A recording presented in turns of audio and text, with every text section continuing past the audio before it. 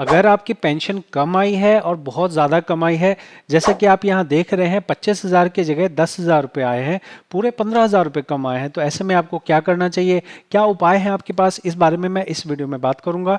परिचय, नाम सागर, PF consultant हूँ। ये नंबर 1 चैनल है। मैं जो आपको बता रहा हूँ ये मेरा अनुभव है, आप इसे ट्राई करके देखिए। अगर आपको फ़ायदा होगा तभी आप इस चैनल को सपोर्ट कीजिएगा सब्सक्राइब करके। हम यहाँ बात करते हैं कि आपका पेंशन कम क्यों आ रहा है। 14 जून 2024 से पहले आपके पास एक नियम था जिसमें 6 महीने से अगर कम की सर्विस होती थी तो उसको ज़ीरो मान लिया जाता था। आपने 4 महीने की नौकरी करी, मान लीजिए कि आपकी 2 साल 4 महीने की नौकरी बनी है। 4 महीने क्योंकि 6 महीने से कम बन रहे हैं, इसलिए 4 महीने का जो भी पेंशन जमा था वो उसे जीरो मान लिया जाता था।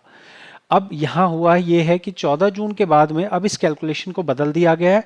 अब अगर 4 महीने की भी सर्विस होगी तो भी उस सर्विस के हिसाब से आपको पेंशन का अमाउंट दिया जाएगा। समझ में आ रहा है। अब यहाँ ये जो फॉर्म सेटल हुआ है, ये फॉर्म अभी पता नहीं है कि अभी 14 जून के बाद सेटल हुआ है या 14 जून के पहले सेटल हुआ है।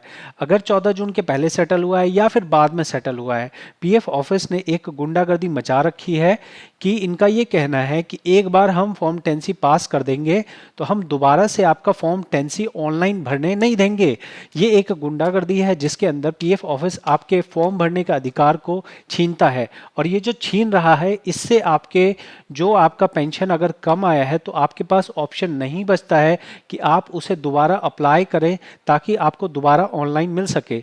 तो किसी भी रीज़न से अगर आपको ये लग रहा है कि आपके पेंशन के पैसे ज़्यादा थे और आपको पेंशन के पैसे कम दिए गए हैं, तो अब आप भूल जाइए कि ऑनलाइन में आपको वो पैसे मिलने वाले हैं, क्योंकि पीएफ ऑफिस ऑनलाइन आपको 10C दोबारा भरने ही नहीं देगा। ऐसे में आप तैयार हो जाइए उस पीएफ ऑफिस जाने के लिए जिस जगह पे आपका लास्ट नौकरी जहां आपने की है, वहां जाने के लिए आप तैयार हो जाइए। वहां जाके आपको फॉर्म 10C दोबारा भरना है, फिजिकल फॉर्म भरना पड़ेगा। फिजिकल फॉर्म भरने से पहले उनसे मिन्नतें करनी पड़ेगी कि हम 10C ऑनलाइन क्यों नहीं भर पा रहे हैं, हमारा 10C दोबारा भरने की क्या ज़रूरत है। अगर जो काउंटर पर बैठा है उसको आप समझा पाने में सफल रहे कि भैया ये कारण है, इसकी वजह से मैं यहाँ पे 10C दोबारा भरने आया हूँ, तभी आपका फॉर्म ले लिया जाएगा। और फॉर्म लेने के बाद आप ऐसा उम्मीद कर सकते हैं, उम्मीद मैंने बोला है, निश्चित नहीं बोला है। उम्मीद इसलिए बोल रहा हूं क्योंकि बहुत बार पीएफ अधिकारी आपके फॉर्म भरने के बाद भी आपके वर्किंग को ठीक से चेक नहीं करते हैं, या फिर ऐसा भी पॉसिबल है कि जो आप कैलकुलेशन कर रहे हैं वो आपकी कैलकुलेशन गलत है। आपको मिलना ही 10,000 चाहिए लेकिन आप अपना अनुमान लगा के बैठे हैं 25,000 का। ऐसा क्यों हो सकता है? ऐसा इसलिए हो सकता है क्योंकि मान लो कि आपकी 3 कंपनियां हैं, अब आप इस कंपनी से पैसा निकाल रहे हो, इस कंपनी में 10,000 है, आप ये पुरानी 2 कंपनी से ऑलरेडी निकाल चुके हो 10C भर के, 10C भर के, ठीक है, या फिर आपने यहाँ से यहाँ ट्रांसफर किया था, यहाँ पे 10C निकाल लिया, अब आपको यहाँ पे पेंशन नजर आ रही है, आप नई जगह नौकरी किया, 19 10C आपने निकाला, यहाँ पे आपको लग रहा है 10,000 तो ये वाले, 15,000 ये वाले, तो हो गए 25,000, तो अब हमें तो 25,000 मिलना चाहिए। नहीं जी, आप यहाँ निकाल चुके हो। तो अगर आप ये समझ पा रहे हैं कि ये चीज आपके साथ असल में आपको पेंशन के पैसे कम मिले हैं, तभी आप इतना सरदर्दी उठाइए पीएफ ऑफिस जाने की। और अगर 2-4 हज़ार रुपये कम आए तो कृपया करके पीएफ ऑफिस जाने का कष्ट मत कीजिएगा। 2-4 हज़ार रुपये आपको बिल्कुल भी नहीं मिलेंगे। ये तो राउंड ऑफ करने में या फिर ये कैलकुलेशंस करने में पीएफ ऑफिस इतना तो एडजस्टमेंट मान सकता है।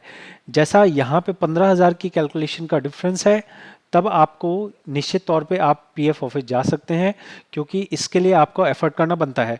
अब यहाँ पे क्या कोर्स ऑफ एक्शन हो सकता है?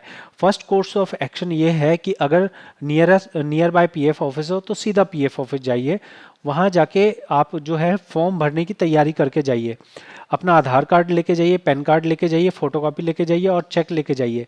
चेक लेके जाना ज़रूरी है। वहाँ आपको फॉर्म मिलेगा, फॉर्म 10C, वो भर के हाथ के हाथ जमा कर दीजिए। साथ में ये भी लेके जाइए कि आप 10C ऑफलाइन ऑनलाइन नहीं भर पा रहे हैं, वो जो एरर आता है उस एरर का प्रिंट आउट लेके जाइए, ठीक है। फिर आप पीएफ ऑफिस जाके वहाँ पे सीधे तौर पे अपना फॉर्म जमा कर दीजिए। बाई चांस आप वहाँ पे नहीं जा पा रहे हैं, वो अलग स्टेट में है, आप सबसे पहले आरटीआई लगाइए, आरटीआई में जानकारी निकालिए कि आपको पेंशन के पैसे कम दिए गए, इसका क्या जवाब है। इस जवाब में जो आरटीआई का रिप्लाई आया, उस आरटीआई के रिप्लाई के साथ में कोरियर बनाइए। जो मैंने पहले बातें बताई हैं उन सबको प्रिंट आउट निकालिए, उन सब पे सिग्नेचर कीजिए, आरटीआई की कॉपी लगाइए, साथ में एक लेटर लगाइए कि हमारा कृपया करके 10C एक्सेप्ट कर लिया जाए। उसके बाद आपका ये कोरियर कर दीजिए। भगवान की कृपा रही तो ये कोरियर पीएफ ऑफिस तक पहुंचेगा, और पीएफ ऑफिस तक पहुंचेगा, उससे भी ज़्यादा आप लकी हुए तो पीएफ अधिकारी आपकी समस्या को समझेगा और बचा हुआ पेंशन आपको दे देगा। इसके पॉसिबिलिटी और इसकी संभावना काफ़ी कम होती है, क्योंकि इसमें जो है पर्सनल ध्यान देने की ज़रूरत होती है। लेकिन पीएफ अधिकारी अगर पर्सनल ध्यान नहीं देगा तो भी उसको कोई फ़र्क नहीं पड़ेगा, उसकी नौकरी चलती रहेगी, उसको प्रमोशन मिलता रहेगा, उसके ऊपर कोई जिम्मेवारी नहीं है कि वो किसी का गलत फॉर्म पास कर रहा है। किसी का जो है पेंशन मिलना चाहिए था 25,000, उसको दिया गया 10,000, उसके ऊपर कोई एक्शन एज सच मैंने नहीं देखा है। हो सकता है होता हो, मैं अपने आप को नहीं कह सकता हूँ कि आई एम मैंने बिल्कुल ये है कि बिल्कुल कोई एक्शन नहीं होता है।